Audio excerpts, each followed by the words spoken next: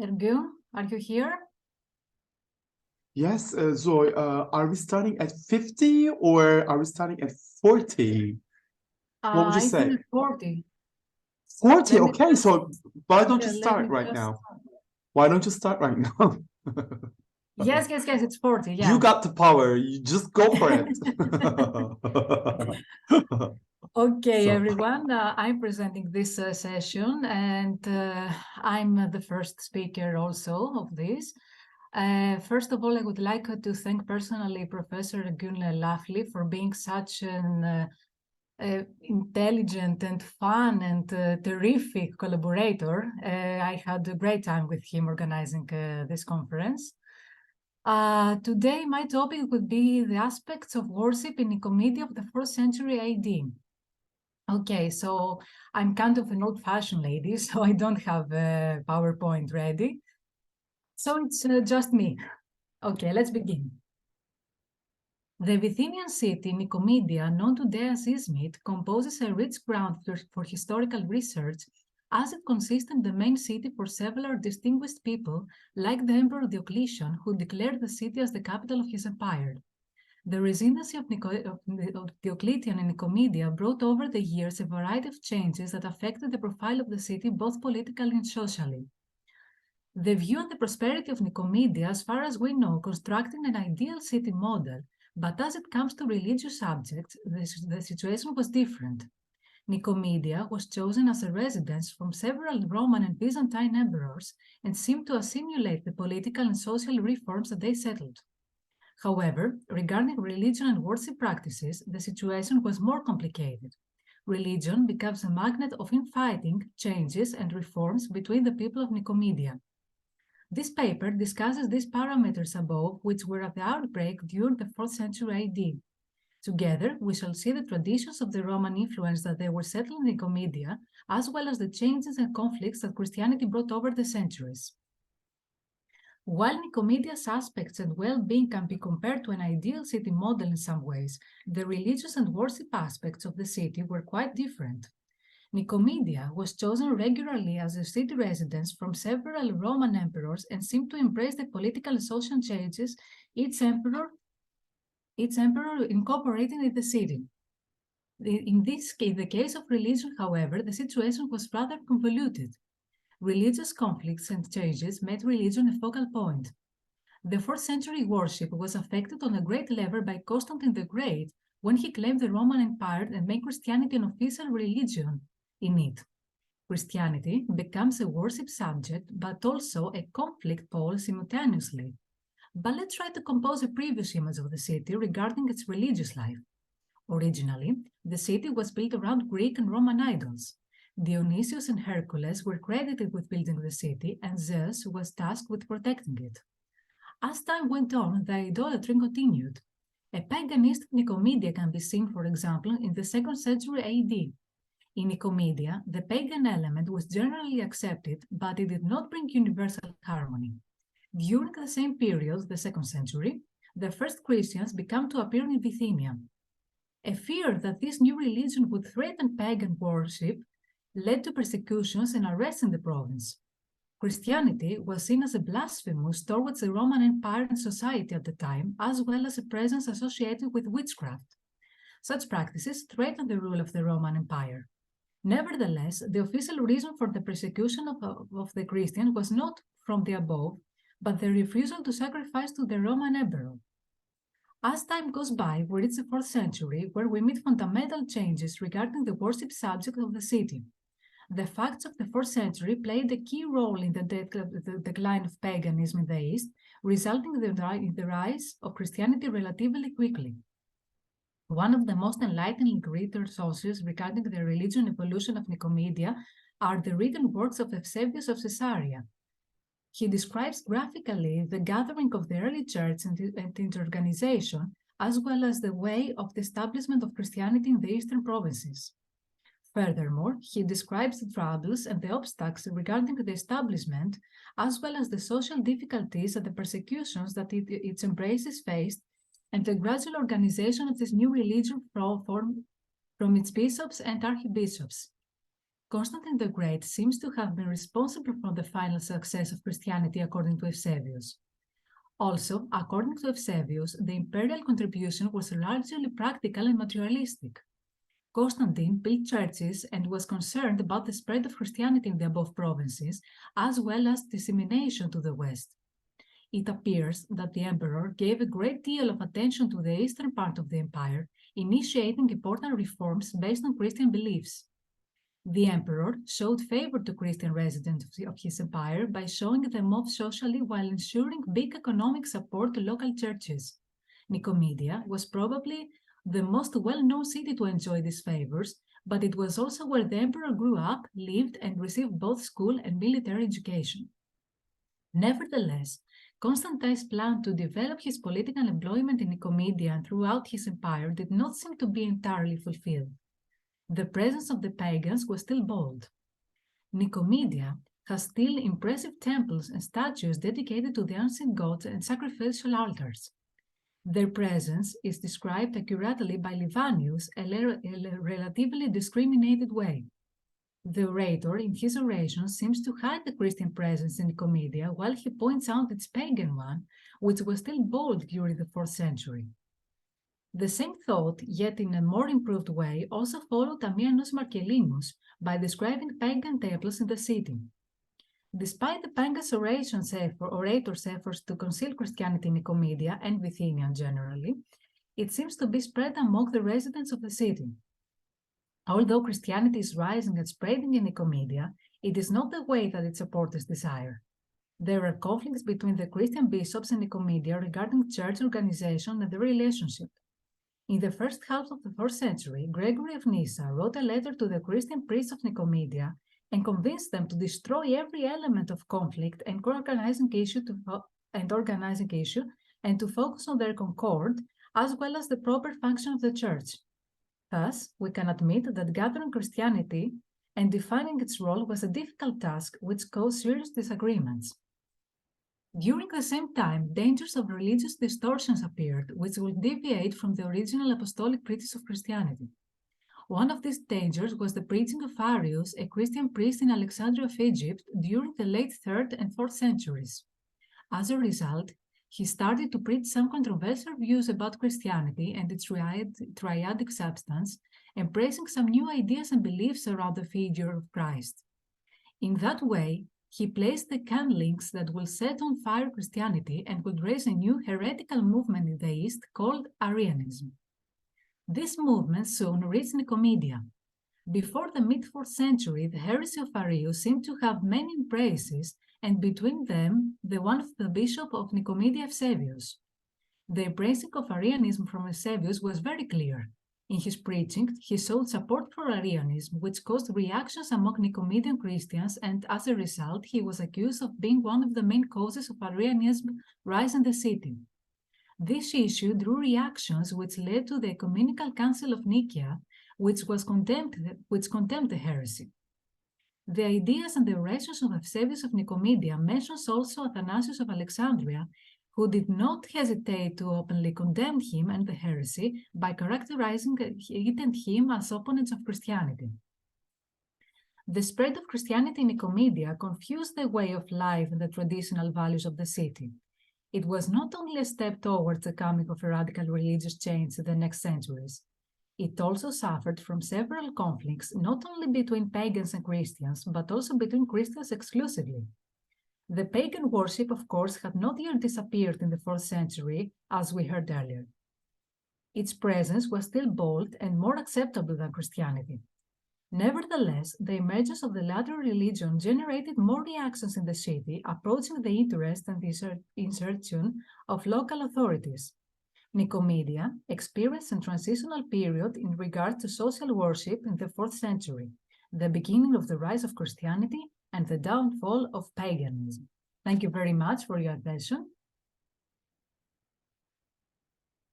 So now I think we should move on to our next speaker, Antoni Nieva from University of Barcelona, Spain, he's going to talk about us about Eusebius of Nicomedia and political religious partitionism, the Arian controversy. So, Anthony, we're ready for you.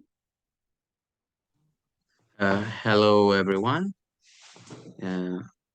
Thank you much for your introduction. As has been said, my name is Antoni Nieva.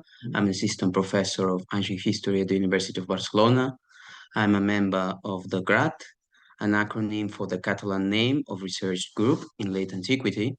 Our group is specialized in sociopolitical and religious dynamics, and we're currently working in the Hispania volume of the French PCB, the Prosopographie chrétienne des Bas Empires. Today, in the context of this conference focused on the history of Bithynia, I want to discuss the role of the most important religious figure in the Roman Bithynia in its political religious context. In the 4th century, we have documented up to 40 characters of significant historical relevance who bear the name of Eusebius. The most famous of these Eusebius was Eusebius, Bishop of Caesarea, the most influential Greek author of late antiquity. Today, however, Eusebius will be another, Eusebius of Nicomedia, bishop of the capital of Bithynia during the Constantinian period. Eusebius of Nicomedia's life before his religious activity is completely unknown.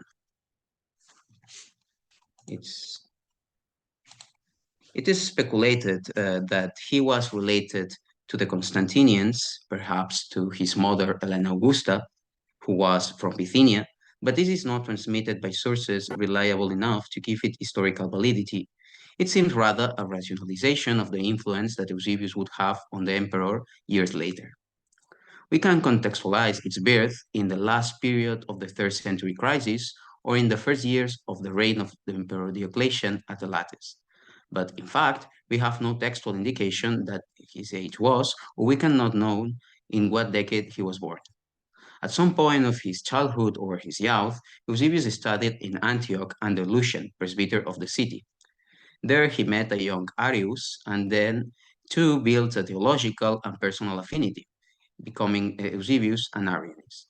Later, in the context of the great persecution ordered by Diocletian during the Tetrarchy, or very soon after, he was appointed bishop of Berytus, modern-day Beirut, after the martyrdom of the previous bishop. Years later, when Licinius became the Eastern Emperor during the crisis of the Tetrarchy, he was transferred to Nicomedia, which was also the imperial capital of Licinius. When Constantine defeated Licinius in 324, Eusebius continued to act as metropolitan bishop of Bithynia. He always maintained a very good relation with the two emperors, interceding for the life of Licinius before Constantine after his defeat, and being appointed guardian of the Constantinian family. The classical education of the Emperor Julian, for example, was the work of Eusebius of Nicomedia. In the time of Constantine's son, Constantius II, Eusebius became Patriarch of Constantinople shortly before he died, and was at that time that Eusebius sent Ulfilas to evangelize the Germanic peoples, fact that explains why the gods are Aryans. Eusebius of Nicomedia is known, above all, for the last episode in the life of Constantine the Great. According to the Vita Constantini of Eusebius of Caesarea, and later writings like what we are sharing from Jerome of Estridon, the emperor died in a suburb of Nicaea. Constantinus extremo vitae sue tempore ab Eusebia Nicomediensi episcopo baptizatus in Arrianum dogma declinat. Constantinus cum bella pararet in persas in Anchirone, villa publica iuxta Nicomediam moritur anno aetatis 66.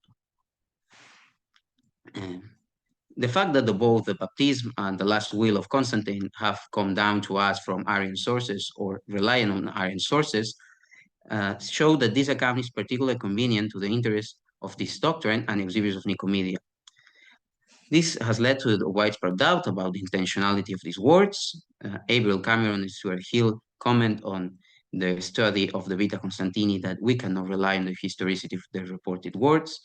And however, those who have defended that emperor's last words need to be, there are some that have defended the emperor's last word need not to be fictitious.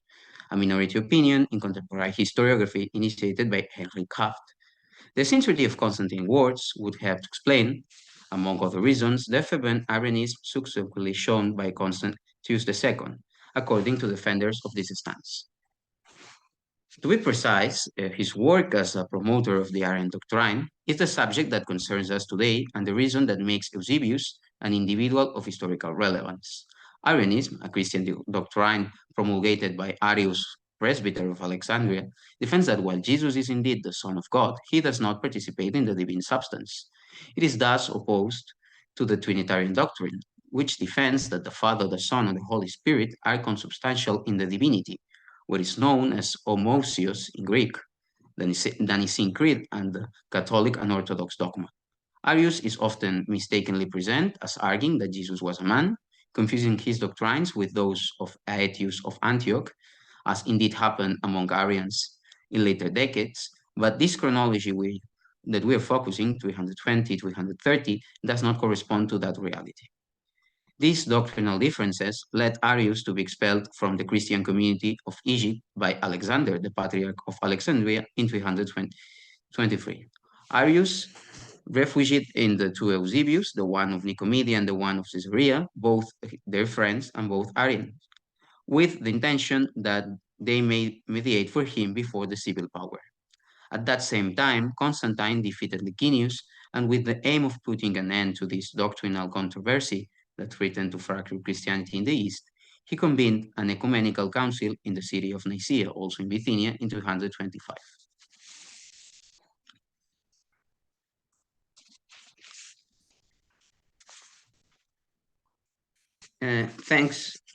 Thanks to the mediation of and good relations of Arius' enemies, Alexander and his followers, through Osius of Cordova, Emperor Constantine, advisor on religious matters, Eusebius was defeated in this council.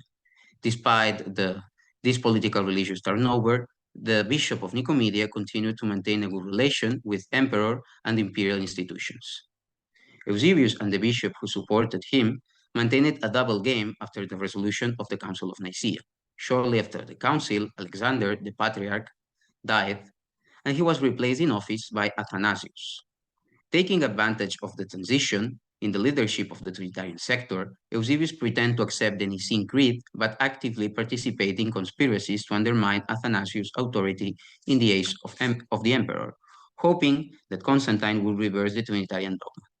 In the year 335, at the Council of Tyre, Constantine decided to admit Arius into the church and exiled Athanasius, falsely accused of manipulating wheat prices in Constantinople.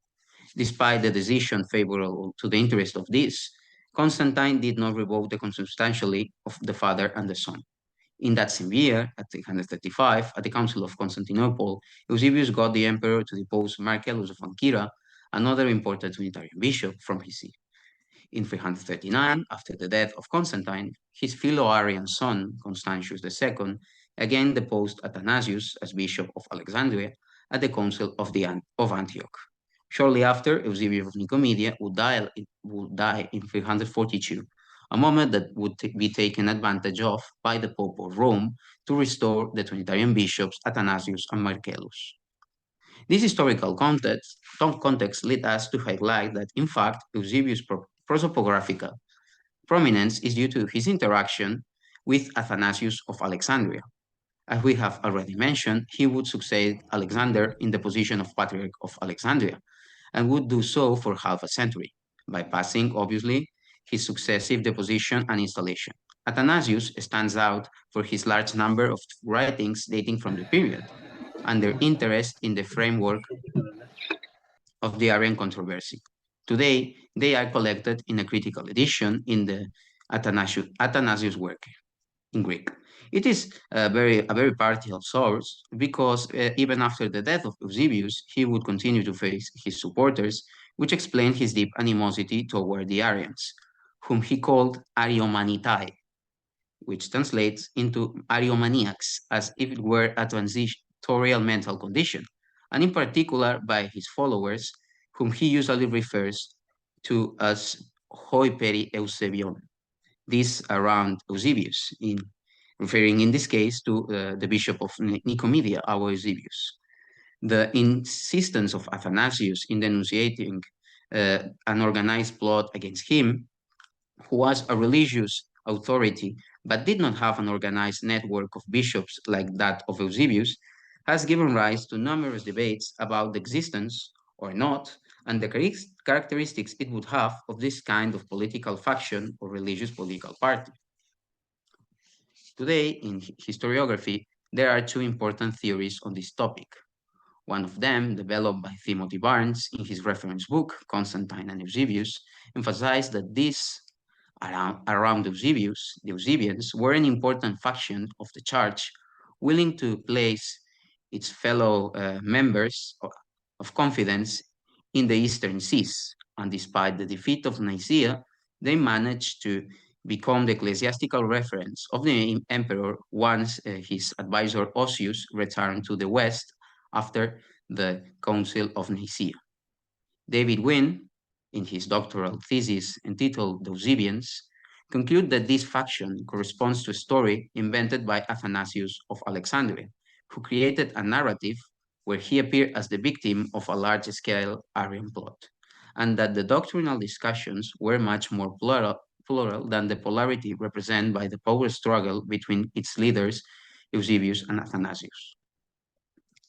According to my research, these are all the occasions that Athanasius uses the term Hoi peri Eusebians, in his main writings. I include in brackets the page from the Opitz edition of the critical text in Greek at the Athanasius Werke, in case someone wants to check it. It is a huge amount of times, 101, not counting other isolated reference in some other of his works.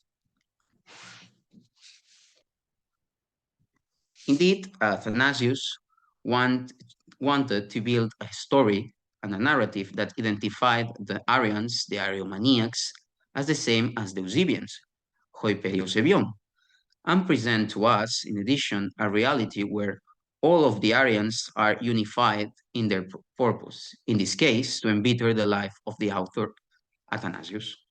He affirms so in two key passages of his works, which are the ones we have on screen, in the Oratio Contrarianos and in the Urkunde collected in the Decretis Nicene Synodi. Both authors mention Barnes and Wynne are wrong, in my opinion, in their interpretation because they give too much priority either to political Barnes or theological reading Wynne of the controversy. I believe that the Eusebians existed as a defined group of bishops that followed Eusebius of Nicomedia, both in politics and in dogma, but they neither represent the whole or even the theological direction of the Arian doctrine clearly, nor were the motivation solely the existence of personal ties to Eusebius of Nicomedia and to each other. They were one more of the various sectors of the doctrinal Arianism and also of the church as a whole, which due their proximity to the emperor and their prominence in the sources, they have generated different discourses that have been difficult to interpret in their context by the academia. With this, I end my communication. Thank you very much for your attention and for the opportunity to participate in this conference. Thank you too, Anthony. That was really interesting. And I think it kind of came to complete my reference to Eusebius of Nicomedia and the Arian controversy. Thank you very much. That was really interesting. Okay. So we move on to Pierre Chari from University of Louvain in Belgium. Pierre, would you like to tell us a little bit about yourself? Yes, of course. I'm research fellow at the Université Catholique de Louvain in Belgium. I'm an archaeologist and art historian, and I did a PhD thesis about late Roman and Byzantine weights and weighing in late antiquity. So, okay, everybody can hear me or can see my my PowerPoint? Yes, perfectly. Okay, great. So good afternoon, dear colleagues. First of all, I would like to thank the organizers, Zoe, of course, Ergun, and all the participants. Then I would like to introduce my paper with a more general introduction or overview before getting to the heart of my topic, which is a short investigation about the presence of an imperial weights production in Nicomedia during the Theodosian dynasty and after. Indeed, few researchers have formulated the problem in which I was engaged these last years in the following terms. The late Roman Empire was, from the 4th to the 7th century, the place of the greatest standardization of scale weights in European history until modern times. Since the second half of the 4th century, these instruments were supposed to ensure the stability of the gold coin, the solidus, established by Constantine I to certify the fairness of tax collection based on the mass of gold. In the past century, the production of early Roman weights appears to be shared in their control as in their manufacture by a lot of different magistrates and at different scales between the cities, the provinces, Rome, and the imperial authority. From the two main models comes a certain variety of shapes. Like coins, this production was broadly divided between a strong civic model in the East, inherited from the Hellenistic period, and the two-speed model in the West, divided between imperial initiatives necessary for the tax and the armies, and the local craft for daily trade. In any case, there was the coexistence of an Italic litra or Italic pound of crucial importance in the establishment of monetary standards and many different pounds for the local markets. With the second half of the 4th century, especially since a law of Julian in 363, we noticed a completely different state of affairs. To fight against the clipping of the solidi and the loss of confidence in the liberating value of the gold coin, official weighers were established in the markets, the zygostatis. At the same time, we can see suddenly the appearance of new balance scales and standardized weights, quite precisely produced in the imperial workshops and calibrated on the Italic pound or litra, thus becoming the only reference for the whole empire. My PhD thesis, which will be published hopefully soon, deals with this phenomenon from the point of view of political anthropology rather than pure metrology. I have not tried to provide new data on the estimation of the theoretical Roman pound, but rather to ask the following question. What justifies the massive standardization of weights and scales by the Roman Empire at the end of the 4th century? How was organized the centralization of this production? Why these artifacts have become so precious and well decorated, sometimes with such a sophisticated iconography? My corpus was composed of 3 kinds of instruments, all standardized from the second half of the 4th century to the 8th century. The first are the exagia solidi. These cone weights, minted in the imperial workshops from Julian onwards, were made to enable zygostatis, public weighters, to weight individual solidis on the marketplaces. They have been well studied recently by Michele Assolati. There are about 40 types, and the known specimens are relatively few, but some die connections indicate a relatively important production, in particular under the Valentino-Theodosian dynasty. Then, from the time of Justinian until the middle of the 7th century, official coin weights were issued in stamped glass, mostly by the urban prefect of Constantinople, and on a more massive scales, providing to all merchants an inexpensive and stable instrument. On the other side of the trade spectrum, there are the styliards, the great lever scales, many of which having those distinctive feminine bust weights in the shape of Dia Roma or of a generic empress signifying the virtues of the empire. When double pen scales were used for precise weighting of precious goods, styliards were used to weight food, amphoras, daily commodities, and ship's cargoes. Finally, and this is the main topic of today's paper, there is the thousands of engraved precision weights. Made in copper alloys, they are often inlaid with silver or pure copper. They cover many subdivisions of the pound, and they are used to weight precious metals, bags of coins, but also and most probably perfumes, spices, gems, and other precious materials. These objects evolved in the East from very elegant square weight, inlaid with silver in the 4th century, to circular weight, losing their inlay from the end of the 6th century onwards.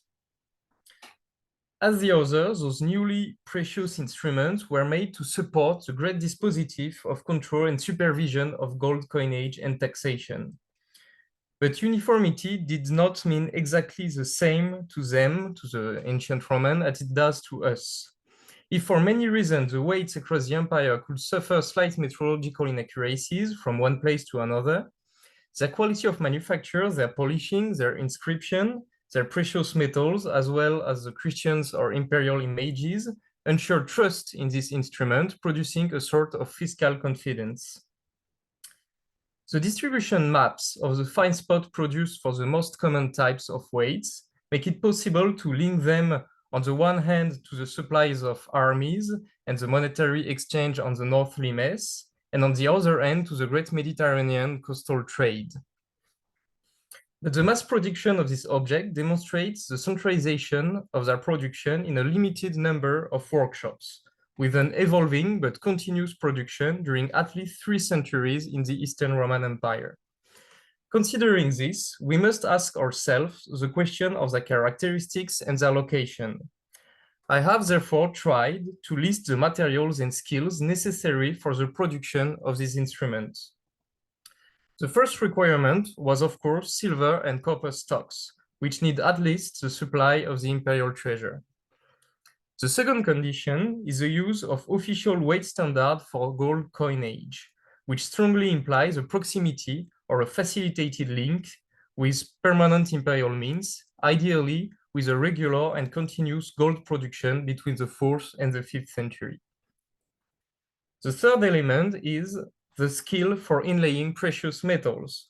We know that there were imperial craftsmen, the barbaricari, who were specialized in this very precise type of decoration, especially for the ceremonial weapons and armors, and for some gifts made by the sacred largesses in imperial workshops. A final clue is also to be found in the iconographic resources and precise models mobilized for the decoration of these most prestigious weights in connection with some well-known patterns that you can find on silverware and gold coins.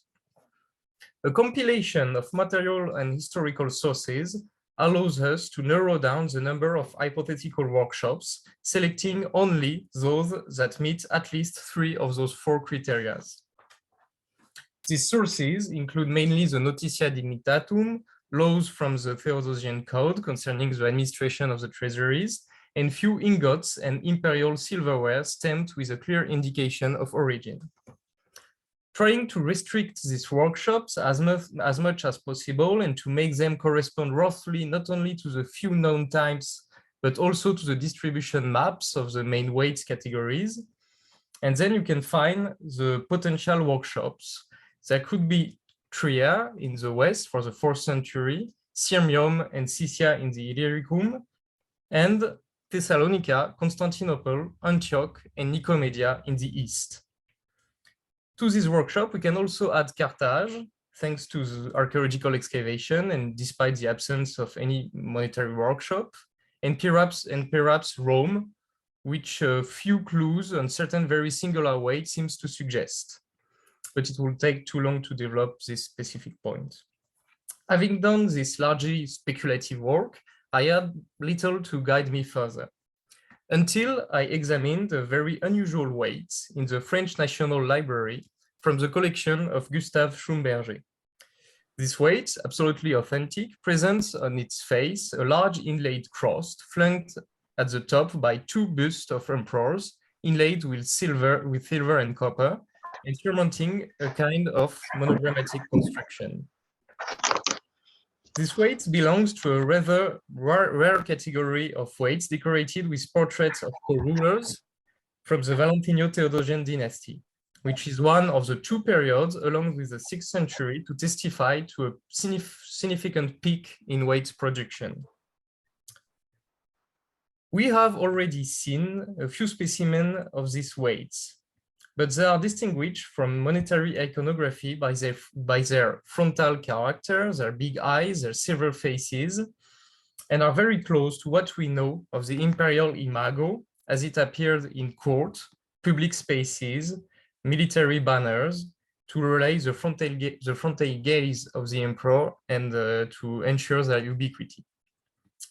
The very few archaeological contexts recorded, which I admit are not very significant, nevertheless tends to show that these public weights made to be seen could have been found in barracks and military forts of the Danubian limes or in places of imperial administration to serve in these precise cases for the weighing of the pay, the donativa, and the tax at the borders of the empire. In any cases, their limited number, less than 400 in public collections, confirms their specific use alongside more classical instruments. By their composition, which is still not perfectly standardized, by the type of inlay and by the relative variety of the composition, it can be seen that these weights belong to a more common category of instruments, characteristics of the first centralized production of weights in the Eastern Empire between the end of the 4th and beginning of the 5th century. For this weight, we have seen that Constantinople certainly, but also Nicomedia, Thessalonica, and Antioch could be hypothetical workshops. Returning to our weight, we can see that the gamma omicron, as usual, stands for ungia, the ounce, while one of the two alphas correspond to the number 1. 1 ounce, which is the mass, the exact mass of the instruments. However, there are still 3 letters to be deciphered. Another alpha, a new kappa with a ligature that may suggest the presence of a iota. The first reading could be to recognize the inscription Nika, designating in Greek the victorious cross. However, it is difficult to understand here, apart from an apotropaic effect, the meaning of recomposing the letters of such a short invocation in a different order and to the detriment of its full legibility. Moreover, if this allusion to victory is meaningful in early Christian imperial philosophy, it remains that the association of the inscription Nika with the glorious cross only became widespread in Byzantine art and iconography from the 8th century onwards and does not find any strong comparison in sanctuary art of this time. One possibility, unconvincingly considered by Gustave Schlumberger, had been to understand this inscription as a clumsy abbreviation for the city of Antioch, Antiocheia, but with a radically twisted spelling.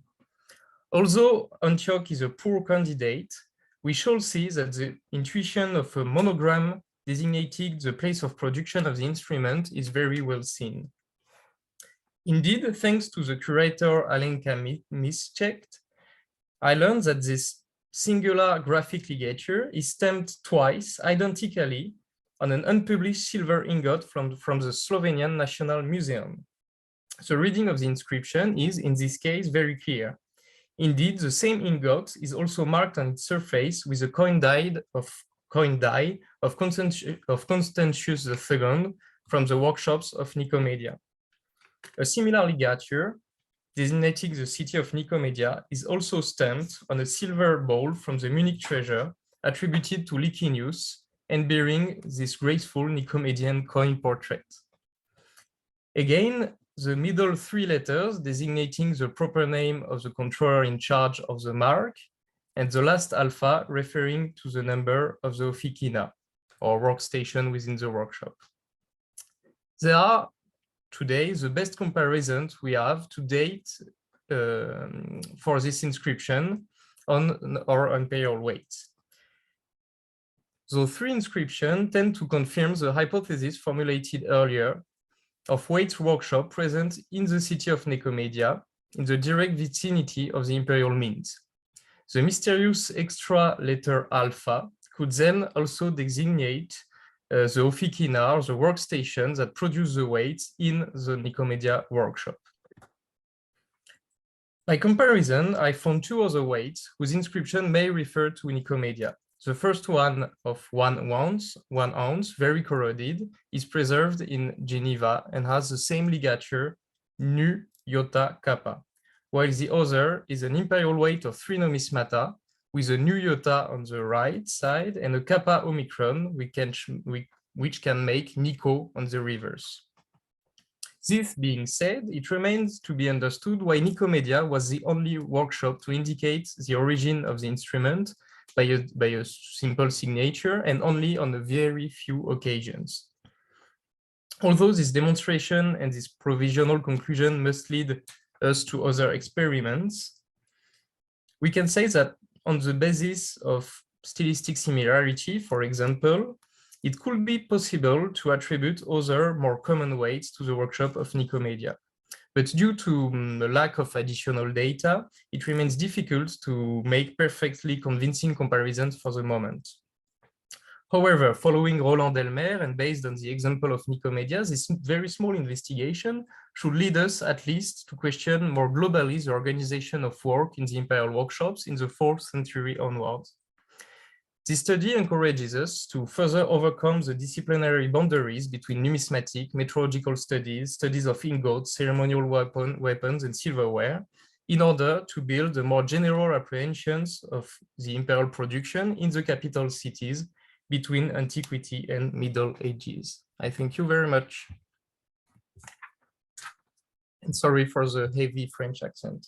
It's been a long time since I didn't speak English. That's okay, Pierre. That was super interesting, and I think it came to frame archaeologically the 2 previous lectures. So thank you very much. Okay, so last but not least, we have Professor Bora, who is talking about Nicomedean and Italic crowns in late Roman period. Okay, so the floor is yours, Mr. Bora.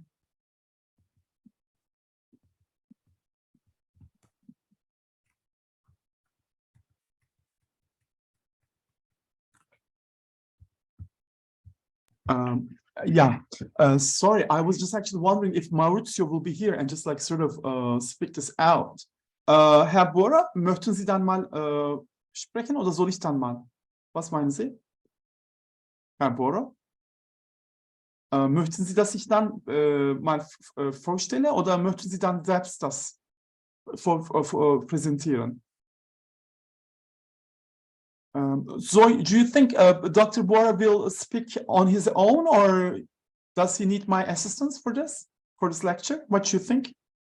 I don't know if we cannot reach him. Maybe you should do the presentation. Oh, yeah, because I was actually wondering if he will be just like sort of connecting and just. Herr Bora, hören Sie mich? Ich denke, der ist mit Leonardo irgendwie beschäftigt. Ja. Oder Trudy. Das ist die Hund. Das ist das Hund. Okay.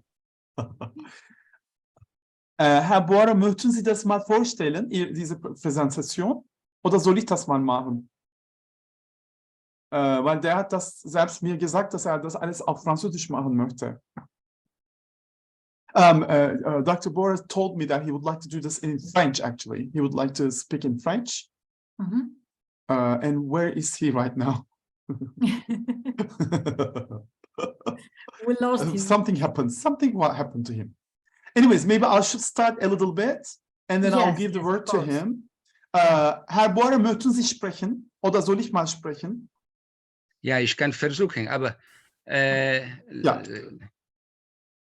Ja? Ja, ich kann doch das machen. Ja, Ja? sicher, aber ich glaube, Sie sprechen besser, denke ich. Oder soll ich das alles aus Französisch ins Englische? Kann man da Schirme sehen, ja?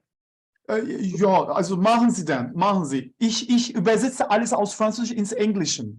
Oder? Ist das in Ordnung? Am Ende. Ganz am Ende. So, that means he's going to speak. Dr. Bora will speak. Perfect. Okay. So, go for him. Go for it. Alors, je recommence. So. Bon, parmi les contributions les plus importantes, celle de Louis Roubert de 1922 se démarque encore qu'il convient de comparer en termes de couverture à celle de Catherine Dumbebing. Déjà en 2000, Jutta Rumschied offrait un large aperçu des études sur les couronnes donatiques, Preiskronen, telles que celles qui font l'objet de cette communication. Depuis lors, de nombreuses études sont apparues dignes d'attention et de mention. Il est très intéressant de suivre l'éventail de différentes hypothèses qui se sont peu à peu exprimées.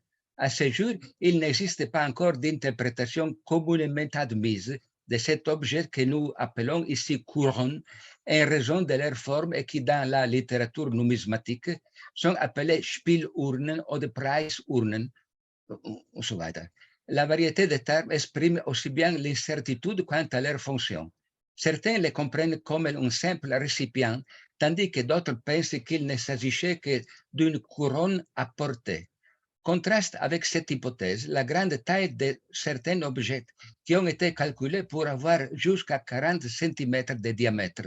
Mais celui représenté dans la frise du théâtre d'Hierapolis est très grande et certainement pas comparable à une couronne. Le fait que dans un cas au moins, dans la mosaïque de Capsa, l'une d'entre elles est tenue verticalement par l'athlète portant une couronne sur la tête, de sorte qu'il s'agit simplement d'un élément circulaire, ouvert et sans fond. Comme pas même un seul fragment de métal n'a été trouvé, il faut en conclure qu'il était fait de matériaux périssables. Enfin, dans la littérature, surtout chrétienne, elles sont évoquées dans une sorte d'endiadis, Stéphanos kai brabeion. La guirlande semble indiquer la couronne en matière périssable que l'athlète portait au-dessus de sa tête, et le brabeium, plutôt, le récipient ou notre couronne circulaire, à l'intérieur de laquelle on voit parfois germer des palmes, mais qui pourraient peut-être contenir d'autres objets. Les champs de recherche semblent limités, mais ils recoupent des problématiques plus larges concernant la numismatique, l'histoire de l'art et l'histoire en général. La représentation de prix de concours, résumée dans l'image de la couronne, se retrouve avec une intensité différente dans tout l'Empire romain sur divers matériaux, principalement sur des sculptures, des mosaïques, des peintures, des terres cuites, lampes, et surtout des pièces de monnaie. Surtout en numismatique, le sujet a trouvé un plus grand intérêt à la part des chercheurs, tant pour la grande abondance de matériel, plusieurs centaines de pièces, que pour la possibilité généralement bonne de les dater. L'énorme diffusion du motif de la couronne exigerait qu'il soit étudié dans chacun de ces domaines. La représentation de ce qu'on continue d'appeler la couronne ou de l'athlète en train de s'encouronner trouva une appréciation particulière en Asie mineure, tant pour un usage privé que dans les contextes à caractère public. D'usage privé étaient certains les lampes à huile. Le point de départ de cette brève discussion sur les reliefs découverts au début des années 2000 à Iznik et appartenant, selon toute vraisemblance, au palais impérial de Nicomédie, bâti à l'époque de la diarchie. Le voyons ici, une image. Ils enrichissent la corps de ces motifs dans la sculpture micro-asiatique qui comprend le théâtre de Hierapolis,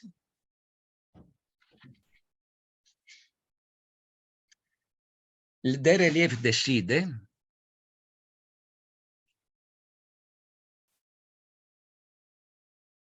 ici on voit des diverses couronnes. Après, nous avons encore un relief, la base du statut de Side, un page. On voit une grande quantité de couronnes. Et après, le sarcophage de Patara, avec plusieurs couronnes. Dans le cas d'Iznik, nous avons affaire à différents types de compétitions. Et également, alors,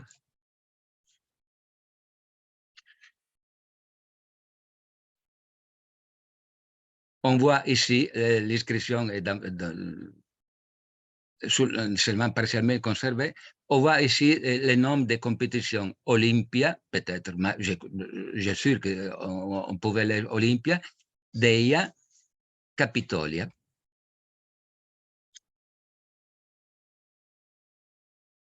Le panneau est divisé en deux parties, une supérieure et une inférieure, et on voit ici cette complète couronne qui est tournée par des sacoulis, c'est-à-dire des conteneurs de monnaie. Alors, il s'agit de quelque chose qui a aussi un permis de monnaie. Non? La liste indique Olympia dei Capitoli. D'après la photo éditée, il semblerait que la partie inférieure gauche montre des traces d'une inscription, plus tard annulée. Ici, on voit ce qui reste d'une inscription plus ancienne. La forme Olympia est habituelle sur les monnaies que dans la sculpture, par exemple dans une couronne de sarcophage de Patara. Et la trouvons aussi sur un médaillon d'or de Bokir, de cette forme, suivi de l'indication des numéros de l'année civique qui commença précisément à partir de la bataille d'Axium. Dans les panneaux du palais impérial de Nicomédie, la lecture Actia, ici, Actia, semble éclure. Si Olympie était réellement écrite, il aurait à Nicomédie une sorte de climax descendante, chronologiquement et peut-être aussi en importance. À noter que les jeux typiquement pan-helléniques, les jeux olympiques, et proprement romains sont répertoriés jusque dans leur nom Capitolia, célébré à Rome de l'époque de Domitien. Dans les messagers sont ajoutés les Deia, pour lesquels l'Odyssée était célèbre. Il y a donc une sorte de synthèse géographique autant qu'historique. De plus, comme on le sait, les différents jeux ont été célébrés à des époques différentes. Ici, le désir de les unifier tout semble prédominer dans une sorte de surjeu, évidemment en présence et à l'honneur des empereurs. À l'époque romaine, les jeux olympiques, c'est-à-dire n'étaient pas exclusifs à Olympie, mais étaient également célébrés dans d'autres villes, par exemple à Bérée, par les koinons de Macédoine, au temple des Galiennes. La célébration des Jeux faisait souvent partie intégrante des cultes impériaux. Henry Willy Pleckett a calculé qu'il avait plus de 300 agons à l'époque romane. Le nombre a ensuite été porté à près de 500 par Wolfgang Leschhorn. Dion Cassius rapporte que Nicomédie, grâce à la franchise Sauterus, qui vivait à la cour de Rome, obtint l'autorisation de célébrer des jeux et de construire un temple par commode. Eusèbe de Césarée, dans la rédaction de Jérôme, rapporte que l'an 325, Vicennalia Constantini, Nicomedie, Acta et sequenti anno, Rome edita sunt. On peut supposer que cette manifestation a également eu lieu à l'époque de la diarchie dans la même ville.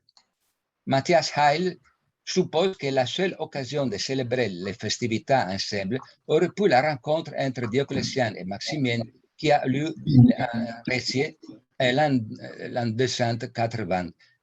Peut-être postérieur à cette date sont les reliefs du palais de Nicomédie. Il convient également de noter que le panneau 29, avec des couronnes différentes, est divisé en deux, comme j'ai dit. Et cette division se trouve à notre panneau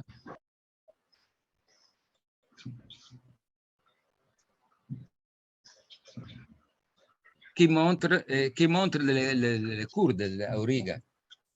L'expédient de partage rappelle les lieux de la compétition. Il ne semble pas être le cirque mentionné par Lactance en référence à l'an 304 après Jésus-Christ, puisque dans le panneau, on voit à l'extrême droite un grand élément végétal. Cela laisserait penser que les courses auraient pu avoir lieu alors que le cirque n'était pas encore construit, donc dans un terrain plat en partie boisé. Incidemment, notez, c'est particulier ici en bas et là-haut,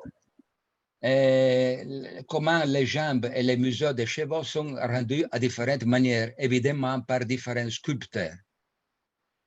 Dans le panneau 29, les couronnes à deux niveaux apparaissent proches à la marge. Cependant, si nous voulons prendre comme référence les représentations compétitives et mosaïques, dans lesquelles, pour la plupart, la table avec les au milieu de la chaîne, alors nous devons supposer que les panneaux avaient les couronnes de gagnantes entre les centres d'une séquence qui comprendait au moins un autre panneau à droite jusqu'à un troisième à gauche. Il aurait donc une sortie de symétrie entre les panneaux avec les urnes et les autres avec les courses des chars. Comme les agonistes sont vus dans les deux espaces distinctifs, les urnes sont placées dans la situation que l'artiste a pris soin de différencier. Dans la représentation au niveau le plus bas, la table avec les prix est vue à l'auteur de surface d'appui, de sorte que l'œil se dirige immédiatement vers le prix. Les sarcophages de Patara nous fait comprendre que normalement dans chaque couronne, il y avait une inscription relative au jet dans laquelle la couronne est gagnée. Ici, on voit les inscriptions et la pluralité de cette couronne. Dans les limites de la stylisation, les différents courants sont différenciés les unes des autres. Dans le cas des reliefs du palais impérial de Nicomédie, l'écriture n'apparaît peu dans la bande médiane de l'urne ou les couronnes, mais les dessous entre les représentations de différentes urnes appartenant à des zones distinctes du panneau. Il y a donc dans les liens directs entre les urnes et les concours dont il s'était les prix. La haute estime pour le jet et pour les athlètes qui ont participé est indiquée par un passage du Code justinien qui dit que les athlètes qui ont remporté au moins 3 couronnes étaient exemptés de les civilia munera de leur ville. Il y a, de plus, à Nicomédie, dans les reliefs que nous avons cités, une séquence qui pourrait peut-être indiquer une échelle hiérarchique d'importance ou une scansion chronologique différente des compétitions elles-mêmes.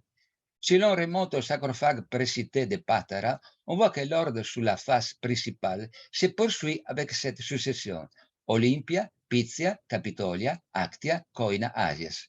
Cet ordre pourrait refléter la succession des compétitions auxquelles l'athlète décédé avait participé. Le terme Olympie ne se référait pas seulement au jet classique de ville d'Olympie, mais pouvait aussi s'étendre aux imitations et aux compétitions locales, comme celle de tir où se déroulait l'Olympia Héracléa.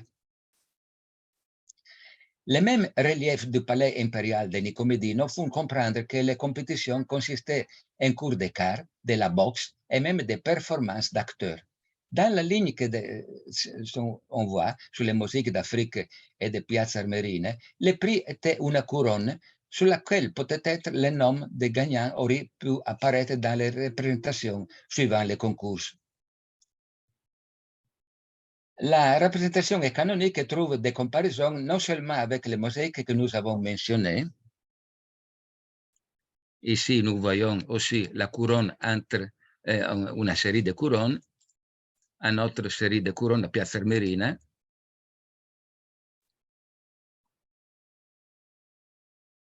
Comme nous l'avons déjà indiqué, dans la représentation de couronnes remportées par un athlète, le nom de jeu disait que l'athlète lui-même a fréquenté plusieurs villes et a remporté les différentes compétitions. Dans notre cas, il faut comprendre que toutes les compétitions se sont déroulées à Nicomédie, en présence d'empereurs, et qui même de cette manière sont venus à résumer tout le domaine de l'Empire et une sorte idéal d'embrassons-nous. Une autre question ici.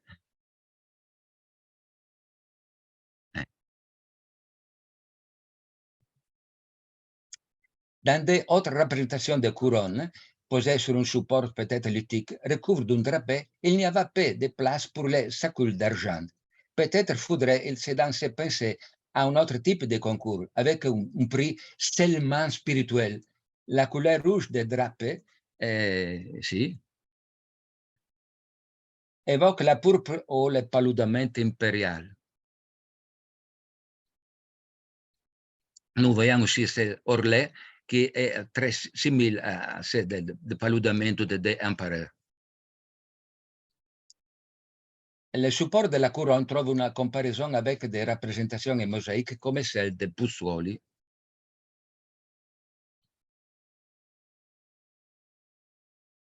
Ici, la couronne.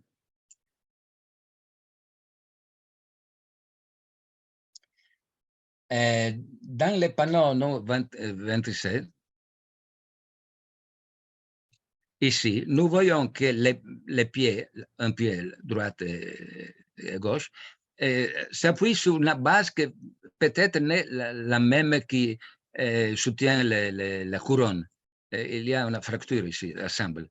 Alors, n'était pas une statue comme hypothésée par l'auteur de la publication, mais peut-être une personne, un athlète qui faisait un sacrifice. Et ici, on voit clairement qu'il ne s'agit pas des pieds d'un homme, mais peut-être un soutien, un autel, quelque chose de similaire.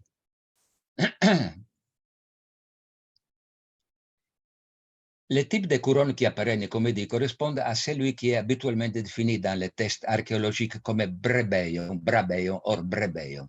La bande soulevée au centre, travaillée en chevron, rappelle un objet en osier, autre matière végétale. Ici, nous voyons, par exemple, que ce n'est pas une couronne massive de métal, mais peut-être quelque chose d'étoile ou similaire.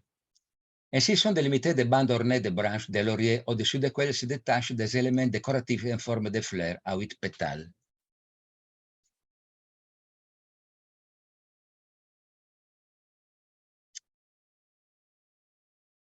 Le courant décide par contre les fleurs un nombre de pétales qui varie de 5 à 7. Alors, il s'agit ici, je pense, un emblème de la cité.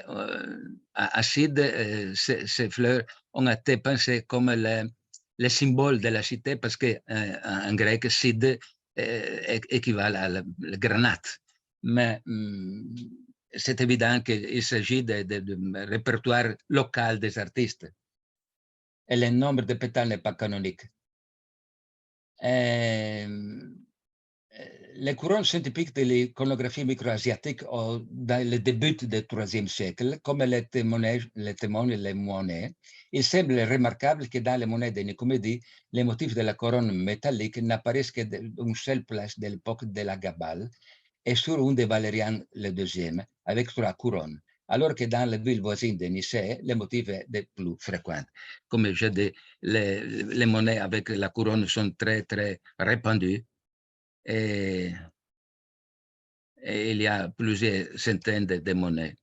Dans les monnaies émises dans la ville de Rome, nous voyons la guirlande et à peu à peu, on va vers la couronne proprement dite. Il serait impossible de prétendre l'exactitude des différentes figures de couronne, surtout s'il s'agit d'images de petite taille, comme sur les monnaies. Cependant, il semblerait parfois observer des caractères identiques sur les couronnes d'une même ville, mais cela dépend évidemment des premiers lots des habitudes des maîtres graveurs des monnaies individuelles.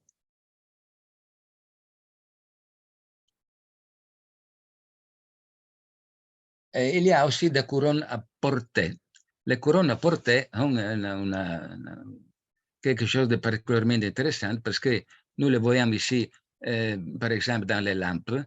L'athlète a exactement une couronne de le type que nous avons décrit sur la tête, grosse. Mais nous le voyons aussi in une fresque d'une ville près de Tarragona, in Espagne. Et on voit une écrite, mais une autre couronne, voyons ici dans cette tête qui est conservée au musée de Cincinnati dans les États-Unis. Et c'est intéressant ici voir l'alternance entre les éléments circulaires ovales, et les autres quadrates. Cette alternance, nous la retrouvons dans la sculpture de l'état tétrarchique. C'est peut-être un élément précis de datation. Si nous allons, la même couronne se trouve avec cet élément dans cette mosaïque qui a aussi daté à l'état tétrarchique qui vient de l'Afrique.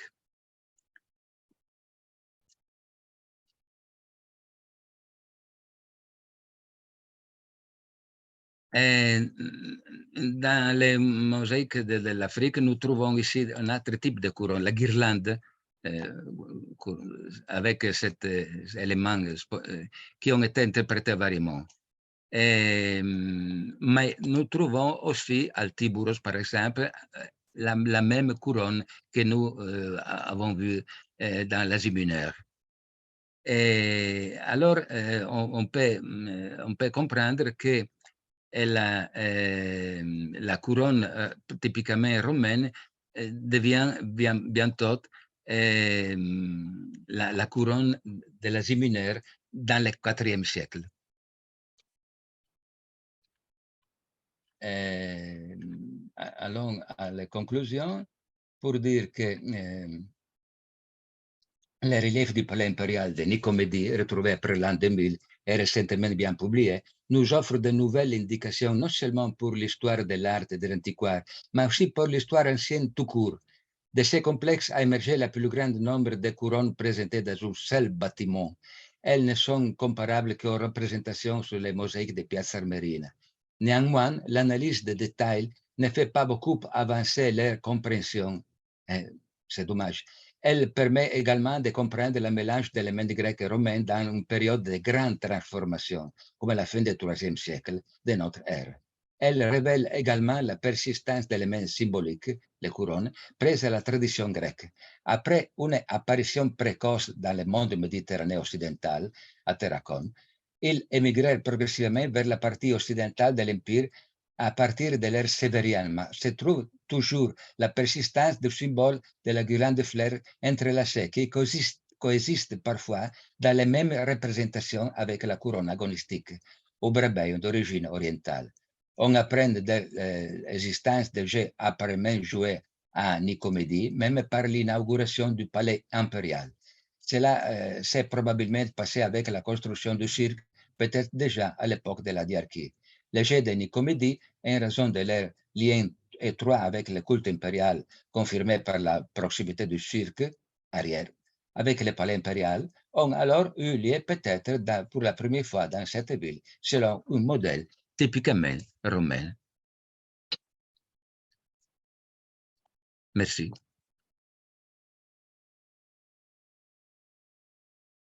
Thank you, Dr. Bora, for this interesting presentation. I think we have time to answer a few questions. Anyone who would like to ask something or comment?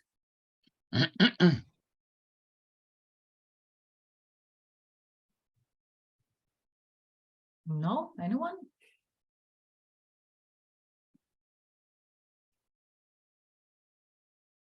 You can raise your virtual hand. Alles klaar. Alles klaar. Zo zu sagen, natürlich, ne? Yeah. Okay, good. Zoe, should I perhaps translate a little bit of what Dr. Bora said? Because it was an amazing lecture. It was a very, very good analysis of some pieces. Of Should course, I say yeah. few words, especially for the Turkish crowd? Because it was in French, and perhaps we should say a couple of words and maybe just, open a discussion with it. Well, first of all, thank you very much, Dr. Bora, for this amazing presentation. Dr. Bora analyzed some pieces from Nicomedia that were published recently in a book, in a scholarly book.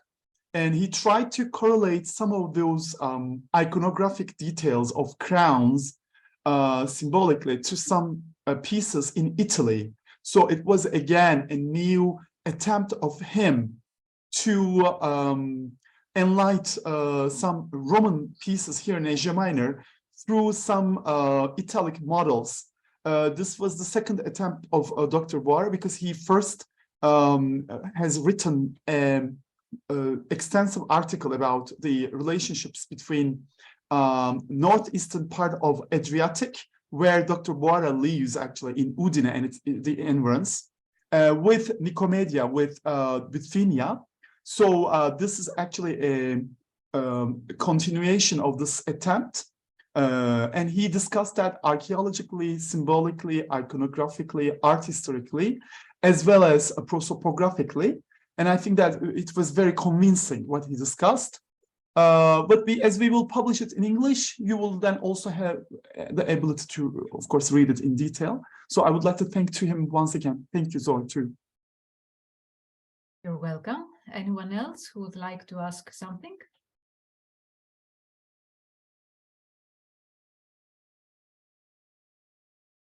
No?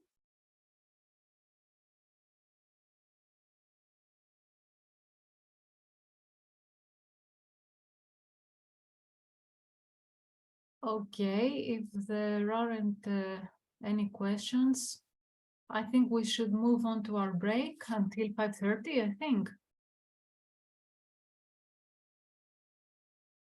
Your microphone, Ergun. Yes, Zoe, now we have the next session, but the chairman of our next session, which will be in 40 minutes, will be Dr. Georgios Superopoulos from Athens, again from Greece, like yourself, Zoe. And Yeah. And I think Georgios is here, and I'm so thankful that he accepted to chairing the next session. How long should we? Hi, Georgios. Hi. Hello, hi, I'm here. Kalispera. I just would like to ask you, Zoe, how long should we have the break? What would you say, Zoe? How about 15 minutes? Yeah, it's fine. Do you want Yeah. 5:15 or 5:30? Yeah, whatever you want, whatever you wish, because we are a little bit earlier than this time schedule. And how about Okay, Georgios? let's stick to the schedule and do it 5:30, okay? Yeah, okay. And what do you think, Georgios? What should we do? Should we skip it or should we start in time, Georgios? What would you say? How is your time plan? Well, I think I'm fine with both suggestions. So it's fine by me. So it's really okay. So, okay, I mean, all right. my time frame. That's why I've actually asked you to very kindly ask you to allow me to be a president of the 5th session, because it works perfectly fine for me. So I'm really okay with both suggestions. Oh, that's great. Thank you very much for this. So we keep the program then. Hello, Ergun. Can you hear me? Yeah, Angeliki, bitte schon. When is my second presentation, please? After the break, Angeliki. Cool. Exactly. I would like to see if you we never hear forget me. you. We will never forget you. Don't worry about that. Good. Because we keep now you. You can hear me. We keep you in the program. Good. You're still there. Don't worry. So okay, I'll say 30 minutes of coffee break or 15 minutes. Okay, 30 minutes. 30 minutes, yeah. Okay, great. Très belle, See très you bon, all at très bon. 5:30. Merci. Merci. Okay, see you then in 30 minutes.